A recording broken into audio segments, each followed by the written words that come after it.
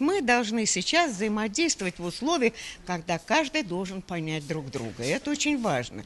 Чтобы понять друг друга, прежде всего, нужно и знать друг друга, но нужно иметь общие цели. Если у нас общие цели, то это объединяет нас всегда. И в то же время те проблемы, на которые ориентированы мы сейчас для того, чтобы отстоять вот себя в новых условиях, тоже они решались по общим условиям взаимодействия, помощи другим.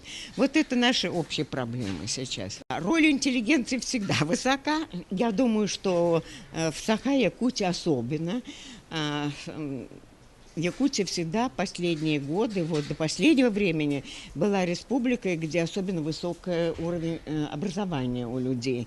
И поэтому вот этот образовательный потенциал, он должен сейчас реализован быть. Вот чтобы реализовать его в правильном направлении, в позитивном действии, в этом и есть роль интеллигенции. Она должна задавать тон. Вот не для разобщения, а именно направленности общего действия. Она задает идеи, гуманитарные идеи, например, экологические идеи, защиты природы. Ведь особый образ жизни Саха, как вот я изучала в связи с тем, что работала здесь на территории республики, я даже не могу сказать на территории, а вместе с людьми, которые здесь живут, я поняла, что жизненная философия здесь во многом связана с тем, как живет природа.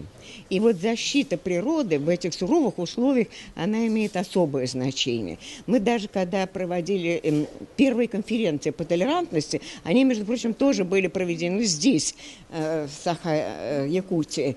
И уровень толерантности, в том числе к природе и взаимодействие с природой, с животным миром, все это вот создает ощущение общности. А тон в этом кто задает? Осознание этого тоже задает интеллигенция. Промышленное развитие должно быть обязательно, потому что без этого природные ресурсы, Якутия самая ресурсная республика из субъектов федерации. Поэтому, чтобы не было тут промышленного освоения, это невозможно для страны.